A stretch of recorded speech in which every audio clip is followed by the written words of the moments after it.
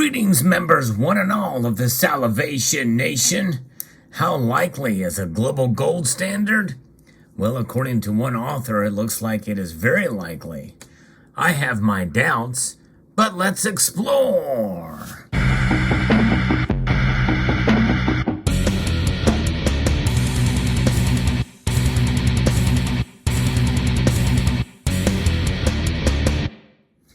A global gold standard. You know, when you think about it, we kind of had one in the past, but each kind of nation had their own global standard. And maybe that's what this author is meaning. Maybe perhaps, we have competing gold standards. But nonetheless, how do you compete with gold? Gold is the thing that reins everything else in. And so therefore, everybody is playing by the same rule book when gold is involved, at least one would think. But in reality, that's not necessarily the case, because just like anything that mankind touches, it is prone to and highly probable that it will be corrupted. Gold itself is never corrupted. Many people think that the price of gold is corrupted these days now. And so therefore, if you implement something that is supposed to rein in, gold can just be an excuse. So there's something to consider here, although I do think having something as part of a rules-based monetary system is better than nothing. Something that has transparency with audits that does rein it in is better than nothing at all, which is where we are sitting at right now. I'm going to be referencing an article that basically talks about an interview that John Butler, who is the author of The Golden Revolution, how to prepare for the coming global gold standard. He did an interview with Kitco News, and he thinks that not enough people are factoring in this possible return to a gold standard around the world.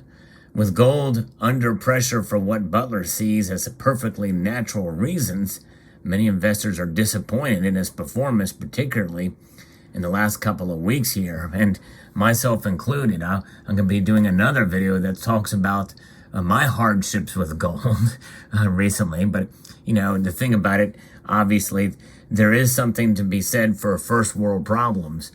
And that is the case whenever you do purchase precious metals. Sometimes you win, sometimes you lose. But really the thing is you never really lose with gold, in my view. And you can extend out to silver to a degree as well. But it's a matter of winning or losing and how you play it. And I use that term loosely because I don't like to consider gold and silver as a game. But nonetheless, here's a direct quote here. Today, the gold price is too low to allow markets to clear because assets are overvalued vis-a-vis gold, according to Butler from this interview with Kitco News. According to his calculations, you're talking about something in the region of $50,000 per ounce being reasonable if you go back to a gold-backed international monetary system. Wow. So there you go. That's a number to throw out there. In order to rein in all the spending that we've done with a free and clear modern monetary theory, quantitative easing to infinity, gold would have to be around the region of $50,000 per ounce.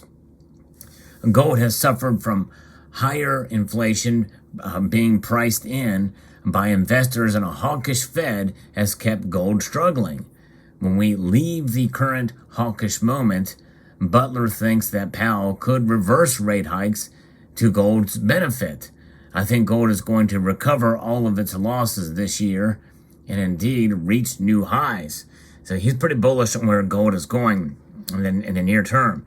Although there's others that feel exactly the opposite of that as we head into next year and even the next couple of years. More on that later as well. It's pretty fascinating indeed, but the thing is there's a lot that is betting against this, what he is predicting happening even in this year. But nonetheless, inflation isn't the only part of the story. And the U.S. dollar has had surprising strength as investors look for stability amid global volatility. Oh, yes, the bane of our existence. This is the currency we love to hate here in the States. Those of us who accumulate precious metals, we are suffering because of this. Note, And it's actually really because of what's written at the very top of this note. The Federal Reserve is really hammering the dollar by printing more of them, devaluing this note.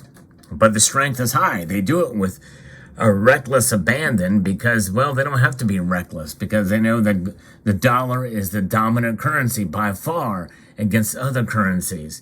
It is the cleanest of the dirty shirts in a laundry pile. And they don't give two rats' rear ends about it either because, well, hey, what's a couple of stains on a shirt, Most of the shirt is clean compared to the others at least. But nonetheless, there's where they see it. As noting the dollar strength is dampening gold, Butler sees the dollar as overvalued, and I see that as well, particularly if the BRICS nations, by the way, for those who don't remember, the BRICS nations have been talked about for quite a long time in this community. That's Brazil, Russia, India, China, and South Africa. But once they develop a reserve currency that adheres to the gold standard, you will see the overvaluing of the dollar. And there has been talk about that happening. I don't know. I don't know that it necessarily will anytime soon. I don't believe that any of these other nations want to be hampered by gold more than any of the Western nations do. Butler's book theorizes that the BRICS countries would likely choose a gold-backed currency at some point, of some sort, in an objective reference currency that can be trusted and accepted by all. Now, that's pie in the sky talk in my view, because again, even though some of these nations like India, China, and Russia, and South Africa to extent, value gold to even as a part of their culture, will they be able to rein themselves in when their combined gold reserves are much less than what the United States has? Combined, all of the gold that they hold in their nations as a reserve, not necessarily against all the people that hold gold in those countries, but they hold less gold than what the United States has. So they're competing against a nation that has more gold than they have, and but that may be part of the argument when you think about it. The fact that nobody can print gold, nobody can create gold, said Butler. It's nice to know that Mother Nature determines how much gold is available. Gold facilitates all the good things about international trade while mitigating the potential bad things about monetary manipulation.